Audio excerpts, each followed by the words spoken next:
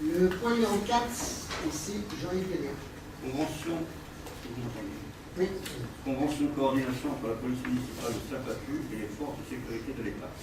Vu le Code général des collectivités territoriales, vu le Code de la sécurité intérieure, vu le décret numéro 2012-2 du 2 janvier 2012 relatif aux conventions type de coordination en matière de police municipale, vu la proposition de convention de coordination entre la police municipale de Saint-Patu et les forces de sécurité de l'État, considérant que le décret numéro 2012-2 du 2 janvier 2012 rend nécessaire la signature de cette convention si le service de police municipale est composé d'au moins 5 agents, si le maire souhaite instaurer le service de nuit entre 23h et 6h et pour l'armement des agents de police municipale.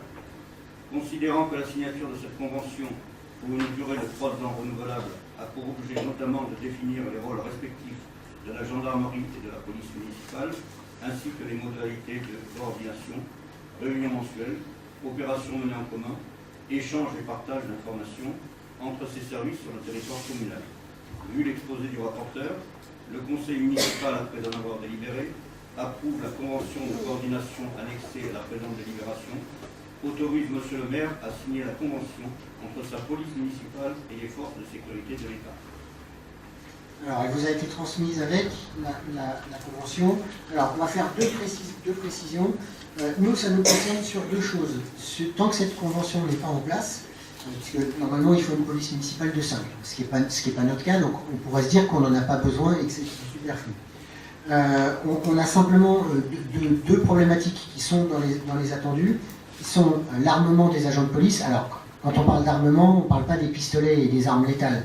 L'armement, c'est le tonfa et la gazeuse du policier municipal. Il a les diplômes pour pouvoir les porter, mais avant, il n'y avait pas besoin de cette convention. Aujourd'hui, il y en a besoin. C'est principalement pour ça, et aussi pour la possibilité de faire des opérations ensemble. On a réfléchi depuis un petit moment avec le lieutenant, on était très en demande, nous, à ce que la police et la gendarmerie puissent faire, par exemple, du contrôle routier pour du contrôle de vitesse, ou du contrôle de stop, ou du contrôle d'alcoolémie, enfin ce genre d'opération en commun.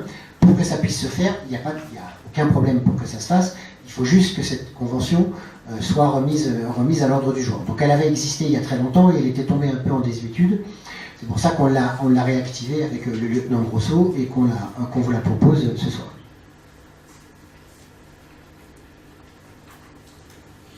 Il y a des questions?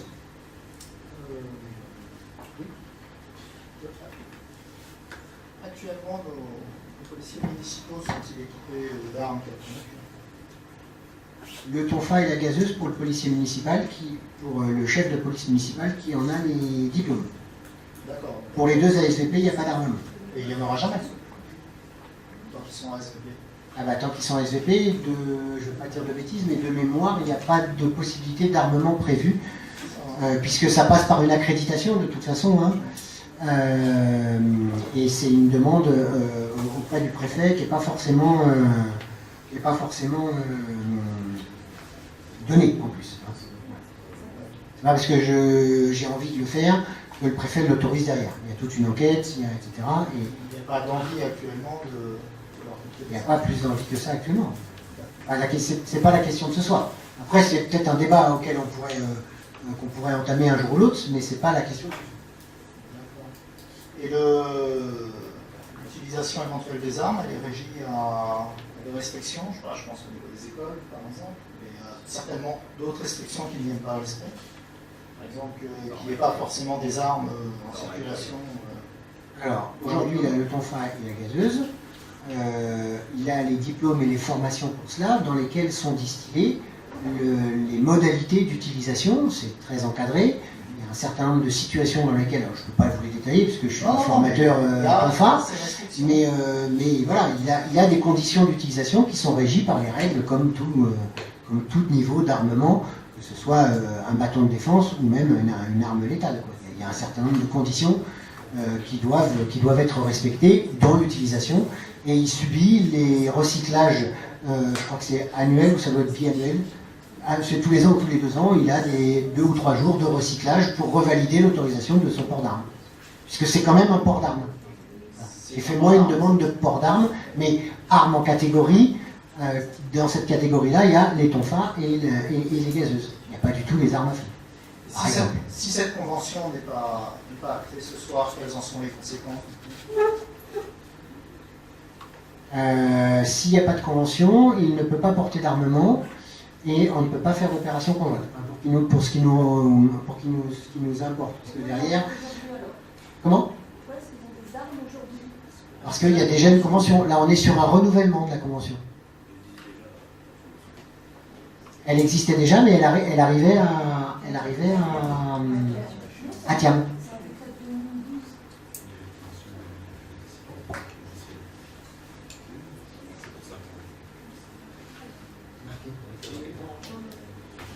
Lisez, vous avez la réponse à votre question. Vous envisagez éventuellement de faire des rondes de 23h à 6h du matin à la police municipale dans l'avenir? Je vais essayer d'être clair dans ce que je dis, j'ai l'impression de parler chinois.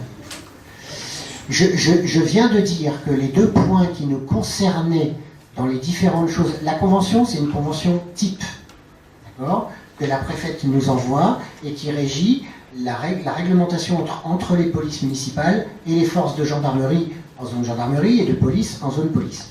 Dedans, il y a tout un tas de dispositifs qui peuvent être utilisés.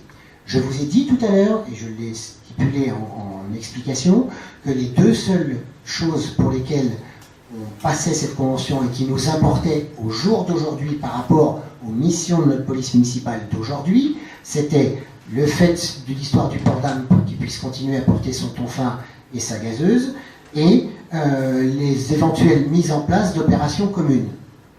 Voilà. Le reste qu'il y a dans la liste, on n'a pas l'intention de s'en servir. D'accord.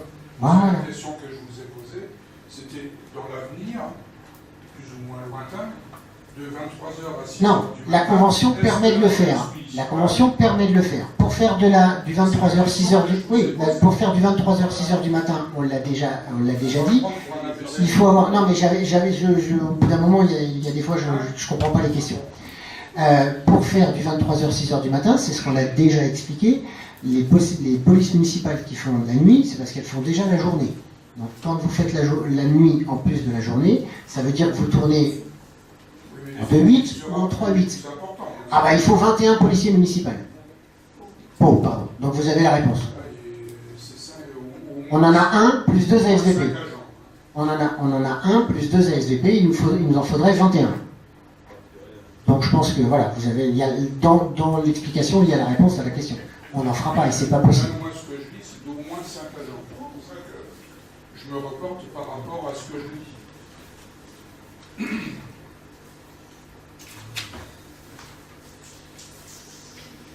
Ah, le micro s'était déconnecté. Oui, non, mais c'est ce que je vous dis. C'est une convention type avec tout un tas de dispositifs à l'intérieur. Nous, il n'y a que 2 dispositifs qui nous intéressent, qui sont l'armement pour l'armement non létal, puisque c'est tonfa et matraque, et les opérations menées en commun. Voilà. Est-ce qu'on peut passer au vote ou est-ce qu'il y a d'autres questions? Alors, est-ce qu'il y a des votes contre? Alors, il y a un vote contre, des abstentions. Pas d'abstention.